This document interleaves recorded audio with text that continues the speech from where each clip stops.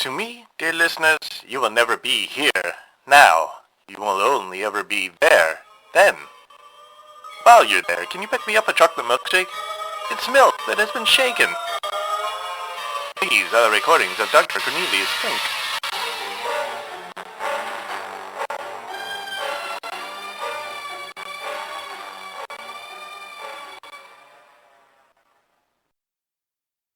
My greatest piece of advice for you, dear listeners, is to continuously build yourself. Learn a new language. Lift weights. Learn how to play a musical instrument. Increase your knowledge of first aid practices. Plant a garden. Do charity work. Just to be clear, though, I'm in no way implying that you literally build yourself by sewing or gluing on new limbs taken from the morgue. Just because it worked for Sister Jean, who works over at the Arkham Sanitarium, does not mean that it will work for you.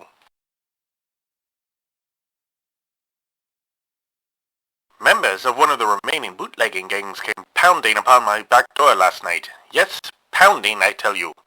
Not knocking and not rapping, but a full-on hammering with a fist punched in anger. I came downstairs expecting trouble, and brother, I got it. As soon as I opened the door, 4 thugs of great size and questionable hygiene practices burst into my kitchen, demanding to know where she was.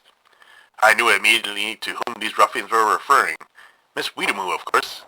She had been gallivanting around town at night, throwing monkey wrenches into every bootlegging operation she could find.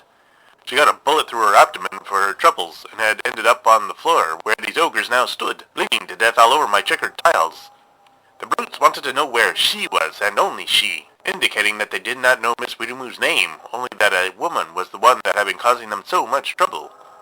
A small relief, though, as that very same woman was hidden in my cellar right at that moment. The bootleggers knew from experience that I was a soft touch, and would not refuse to aid anybody in need of my medical practices, including some of their own men in the past. The leader of the bunch, a man with a jaw so square you could use it to measure corners of rooms, grabbed me by the front of my shirt and shook me.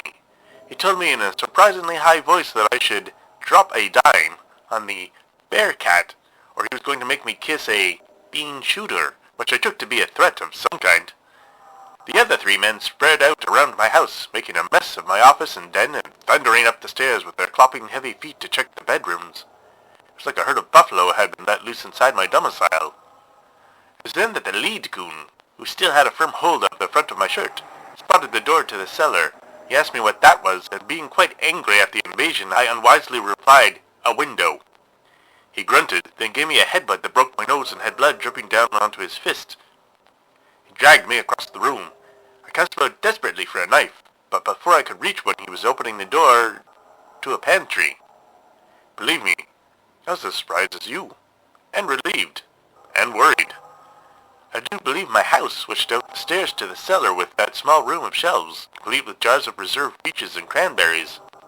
So, the gangsters did not find Miss Weedamoo that night, but while they were still in my house, all I could do was worry that the house had filled in the entire cellar with dirt when it had made the change to the pantry. It was no easy task to keep such a concern from my face, let me tell you. At least I had my bleeding nose and swelling eyes to give me an excuse for my perturbation. The lead gorilla shut that door as his boys returned to the kitchen. They left with a stern warning. They knew no dumb Dora had checked into a hospital or a cop clubhouse after being clipped, so if she came around looking for my help, I was to call them right away if I knew what was good for me. They left then, going through the kitchen door and into the alleyway beyond. I snuck out and watched them and waited until I was sure they were gone before hurrying back inside and opening that door and, much to my relief, finding that the stairs had been returned, I gave my house an affectionate pat and a well done and hurried down to find that Miss Weedamoo had slept through the entire thing. I am, needless to say, anxious about what the future might bring, for myself and Miss Weedamoo, and the town in general, if it were to fall wholly into the hands of men like my visitors. Also, I don't know if the house had created that pantry completely from scratch, or had borrowed it from some other household somewhere. If it's the latter, was there some housewife at that moment wondering where the heck her jar of peaches had gotten to?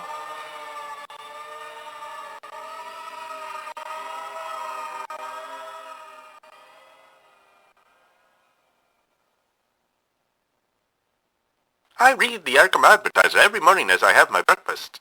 I was surprised to find on page 3 of today's paper the following. Dr. Cornelius Blink is currently eating 2 fried eggs, brown toast, and 3 strips of bacon. This reporter makes special note of the fact that the doctor likes to dip his bacon into the egg yolks. This just in, the doctor is now sipping orange juice from a mug that is meant for coffee, not juice. More to follow. I can't say I care for having my life so closely scrutinized. Also, they're trying a new font in the advertiser, and I have to say, it just doesn't hold the same authority as good old monotype Scotch Roman.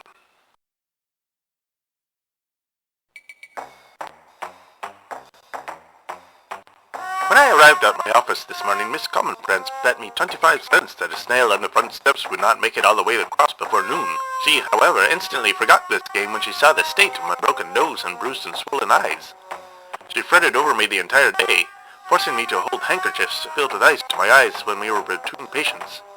When pressed for an explanation, I told her that I had tripped and fallen into the edge of an open door.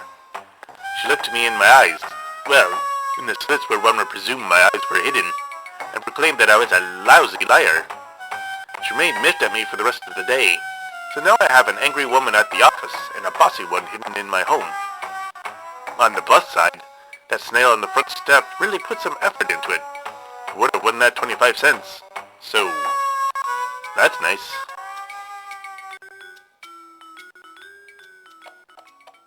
We have received flyers informing us that the traffic police will be rolling out new hand signals and that all citizens with automobiles must memorize them at once. The signals include, "Speed up, you drive like my grandmother walks." "Slow down for construction." "Inform on your neighbor." "Admire the weather while you still can." "Detour ahead." "Detour around ahead."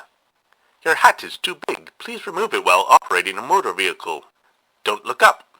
"Don't look down." "Don't look." Whatever you do, just don't look. I can't wait until they install more electric stoplights in town so we no longer need to rely on traffic officers. This is getting ridiculous.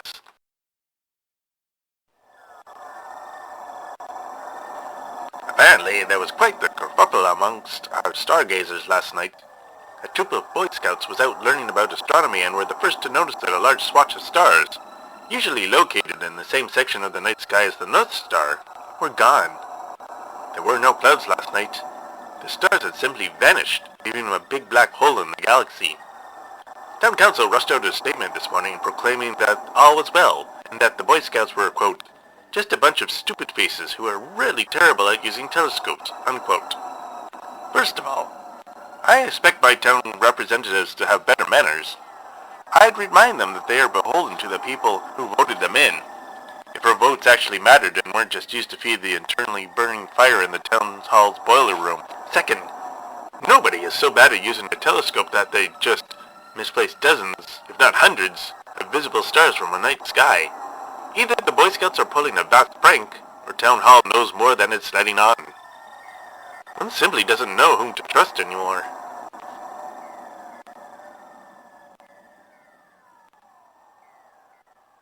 The city has started giving out timepieces for free. Handsomely made, the pieces are pocket watches with silver chains. Like many people, both men and women, I had taken to wearing a wristwatch during the war years. However, these pocket watches offered by the city are so attractive that I had to stop and take a look at their municipal display in front of Bonhomme Laverne's haberdashery and House of Voodoo. The pieces are quite remarkable. There's a little scrolling wheel that tells you the month, and another that shows you the stage of the moon. It's the latter that gave me pause, and is why I didn't take one of these attractive timepieces home with me. Instead of showing the moon in its various phases of waxing and waning, it instead shows the moon with the words hungry, infatuated, lascivious, obsessed, livid, drowning, yellow, or coming to get you beside it, depending on the time of the month. No, thank you, Town Council. If I was that interested in the state of the moon, I'd take up astronomy with the Boy Scouts. We all know how that turned out.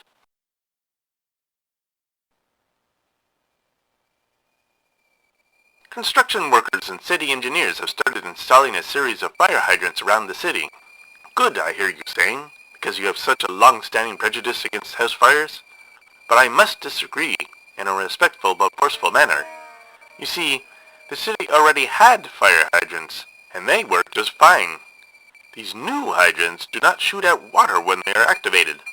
No, instead these new hydrants shoot out a thick stream of bald-faced hornets.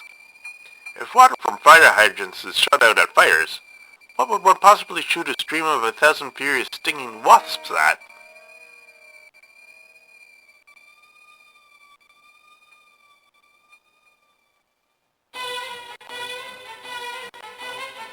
As always, allow me to pause my recordings to inquire about all of you. Are you the type that is looking forward to winter? Do you enjoy skating or taking a trip down the side of a hill on a toboggan?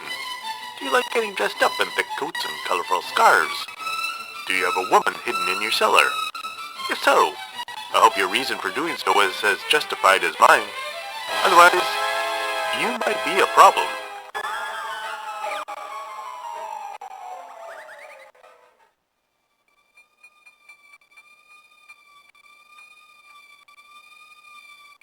The town council is apparently floating the idea of having various musical acts in over the upcoming Christmas season to help celebrate the holiday. How wonderful, you might think, as did I, until I learned what kind of music they're considering. Jazz. They're going to make it a quote-unquote jazzy Christmas. Feel nauseous just thinking about it. Wrong notes being played on every street corner while people nod their heads wisely like they really get it, man. When in fact there's nothing to get at all. And it's just horribly screechy noise celebrating the happy tidings of the end of the year.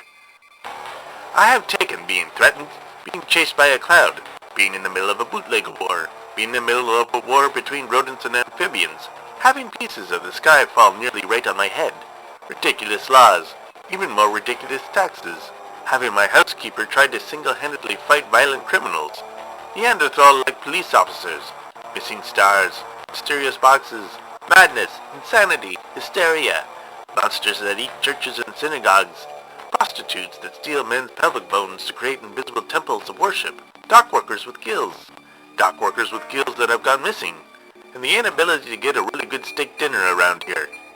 But having my Christmas spoiled by jazz? No, sir. No. There simply is a limit to what even the most patient of men can stand. I am going to write a letter to town council right this minute and give them a piece of my mind.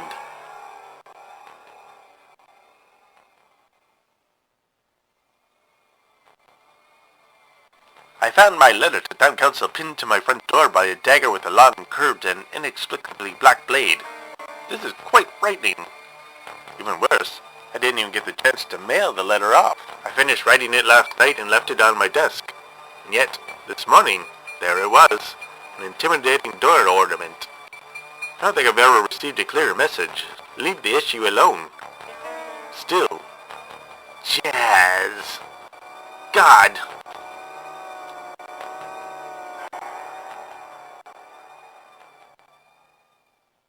I leave you now with a piece of advice my grandfather gave me back when I was knee-high to a grasshopper. My boy, he said, always wear your best underwear when you're going out.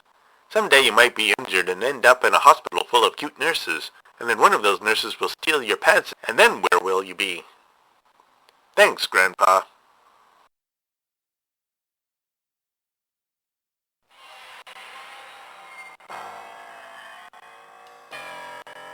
Overnight for Observation was created by Daniel Fox. Daniel is the author of the tongue-in-cheek fantasy novel, The Wizard, the Farmer, and the Very Petty Princess.